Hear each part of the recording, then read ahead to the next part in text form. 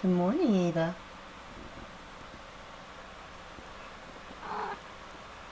Hey guys, Constance here. Welcome back to A Good Life Farm. If you hear that strange sound, Ava is down there scratching on the carpet. Anytime there's something unusual, she feels the need to sharpen her claws in case she has to run. And I guess the camera being in here is unusual to her. Ava is our tortoiseshell cat, by the way, if you are new around here. So today I actually am going to share with you a little bit of a antique haul, I guess.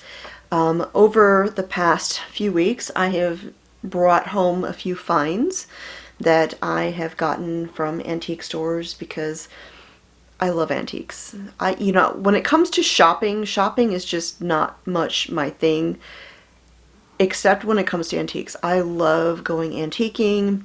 And there is a couple stores that I do enjoy going to now and again, like the Mercantile in Cullman, Alabama, which I actually interviewed the owner and shared that, which I will put a link down below or up in a card if you're watching this on YouTube.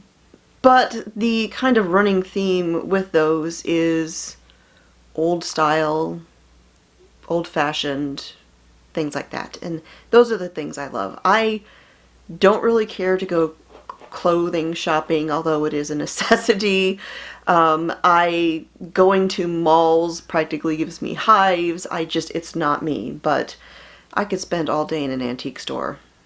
That's my thing. So I haven't shared the things that I've gotten recently, and I just wanted to share those with you. So the first thing, which I have actually kind of shared, but I wanted to give a little bit of an update on, I took you to one of the antique stores that I frequent, and while I was there you saw this old antique metal filing cabinet of sorts, not like a normal filing cabinet. It had shallow drawers, and I had brought it home. It was insanely heavy. I mean insanely heavy. Empty, the thing probably weighs about 350 pounds. Not even exaggerating, because I'm pretty strong and Mr. Smith is pretty strong, and it was an effort to get it into the house with the drawers removed.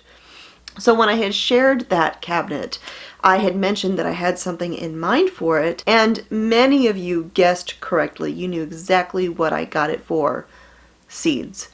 I currently keep all of my seeds in these plastic cases, which are a great system, but I have so many varieties of seeds that I have got to have multiples of these cases, and I would like to have some place to just kind of have them all in one spot. I had a couple people mention that, maybe I should put it out in the greenhouse. That is actually a very bad place to store seeds. You don't want to store seeds in hot places, and a greenhouse in Alabama is definitely a hot place. And so my plan is to actually move it in here to the end of our hallway, because it's always cool and I don't have to worry about it being dark because it's metal and so it blocks out all light. But the end of the hallway is cool, and there's kind of like an inset space that it really serves no purpose. And that filing cabinet, or that seed cabinet, would fit there perfectly. And so at some point we've got to repair our dolly or get a new dolly so that we can move it, because I'm not moving it by hand again. It was just too heavy. So yes, that is going to be my seed storage device for down the road. So speaking of storage, several of the things that I have picked up are storage related. You can see here behind me I've got a stack of blankets and some aprons. Our home, I love our home. It is just the right size for us. When we were house hunting, we didn't want anything too big, and I shared all about that in another video. But the one thing that our house is lacking is storage. Our house does not have any closets other than the bedroom closets. There's no linen closets, there's no storage closets, there's no other closets, no coat closet, nothing. And so storing things has been a little bit of a challenge, like linens. And so actually right down here, this stack of blankets and such is sitting on an antique dresser that I got from my grandmother. And it is full of linens. But I don't have quite enough space because, I mean, one drawer alone is a really big quilt. And so my idea was to get a wardrobe or some sort of big cabinet that I could put in the corner of my bedroom to store linens, but also to store some supplies, because I like to crochet and I have a bit of yarn, and I had in the corner of my bedroom here a stack of Rubbermaid containers, and frankly it was an eyesore and I wanted something a little bit nicer than a stack of Rubbermaid containers. And so I went to the antique store about 2 weeks ago, I think it was at this point, on a mission, because I had seen a wardrobe type of cabinet. It was actually called a quilt cabinet, which would have been perfect. So I went there, I made a beeline back to the spot where I had seen it, and it was gone. So I thought, well, let me just look around. And I went over into this one area that is one of my favorite vendor areas, and lo and behold, they had one even better. It was perfect. And you can see it right there, which is kind of weird because you can also see me in the reflection. So let me show you some other footage. So this cabinet was made in Sweden. It is solid wood, and I love the little details that it has. Not only does it have shelving, which I kind of figured if I found a wardrobe I would probably need to add shelving to hold things, but this shelving is held by a wooden track, and you just adjust the height of the shelves by where you put in the wood slat that holds the shelves. And so the second I saw it, I knew it was perfect.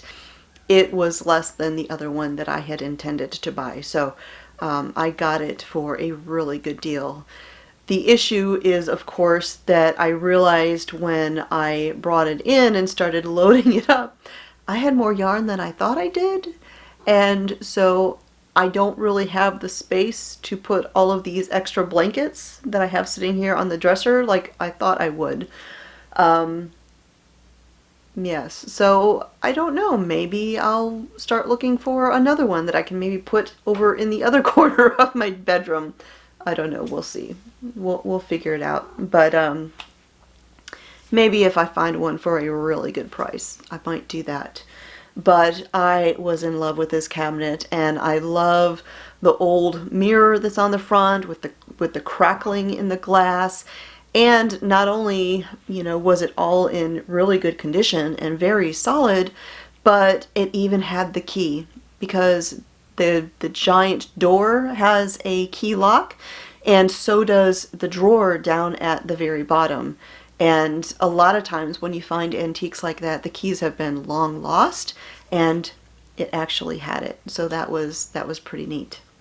So then a couple other things, continuing on that storage theme, is I picked up some baskets. This one I didn't pick up, this was my grandmother's. This basket in particular, I actually just got a few days ago. I had been keeping my eye out for one like this, a long, shallow harvest basket, something for herbs and flowers that you can just lay them in here without them getting crunched. And I was very pleased to find this basket, and it's sturdy.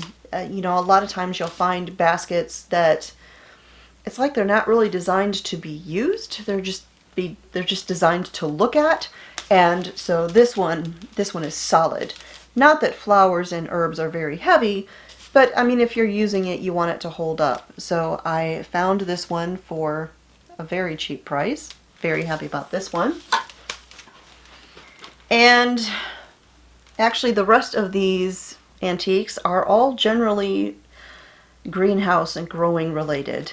So I got 2 more baskets in pretty good shape, very inexpensive baskets, to store things in the greenhouse, because when the weather cools down, I'm going to be doing some construction type of things in there. I'm going to be adding shelving underneath the counter where the grow surface is. I'm going to be building a planting table, and I will share that with you when I do that. But I wanted some containers just to put random little things in, and I felt like baskets would be perfect and would not only hold things but look nice. And so I've just kind of been keeping an eye out for good condition baskets with a little bit of character. And so these are 2 baskets that I picked up. I think they were like $5, very inexpensive. And then I also got this. So this is actually a tine from a plow, like an old agricultural plow for doing rows. And my purpose for this is it has these holes here. So I'm going to invert it and I'm going to attach it to the wall and use it as a hook to hang things on. So that's what that is for. And then I got these. I bought these, well, I bought one of these the same day I bought that metal cabinet, that seed cabinet. This is a bulb drying tray, and if you look really close, you can see the mesh in there. And it's for laying your bulbs in to dry. When I went there, there was 3 of them, but I had only picked up 1. And I decided to go back and just see if they were still there, because if they were, I was going to go ahead and get them. And I'm actually going to use those. So this week I'm actually going to be going out into the garden, and I'm going to be collecting those big gnarly seed pods from the green beans that I grew, and I just left that one trellis filled. There's gobs and gobs of bean pods out there, and so I'm going to collect them, and I'm going to use those trays and spread them out and just let them dry. So they are, you know, garden types of drying trays. They were called bulb trays, but I'm going to use them for beans. So that is what I have planned for those. And I just loved the character and Ava Jane. You could probably hear her chirping. And I've got 2 more things. One antique, one not an antique, but I did get it from the antique store. So the last antique that I have to share with you is this.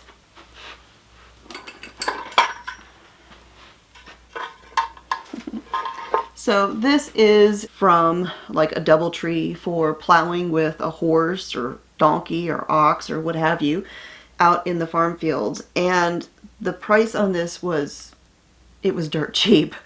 And I thought, you know, this is pretty interesting and I'm going to do something with it. So my thought is to hang this up in the greenhouse and then use the rings here on the ends to hang something else. And this is probably just going to be purely decorative out there. So I don't know what I'm going to hang from it yet. I'm thinking maybe some baskets or maybe some antique lanterns, because you can find antique lanterns all over the place for pennies. I don't know. We'll see. But it's going to get hung out there, and I think it'll be kind of cool. Okay, so then I have one more thing that I have picked up at one of the antique stores. Now, a lot of antique stores, at least around here, you know, they're divided up into booths, and each booth is rented by a vendor. So you'll have different things, different themes, different qualities of things that are for sale in the different areas, depending upon who is selling them. And some of the areas will also have, in addition to antiques, they'll have some kind of boutique-y sorts of things. And there was one particular booth that I was walking by and I noticed a hat rack. And I saw this hat, and you know, years ago I had a hat kind of like it, long time ago. And so I saw this hat, I tried it on, and I'm like, I gotta get this hat. So I got myself a nice floppy brimmed hat. And I mean, this little swoop it's got going on right there is just perfect. If you have any questions about any of these things that I shared with you today, just leave them in the comments down below. So thanks for hanging out with me here at A Good Life Farm. I will talk to y'all next time.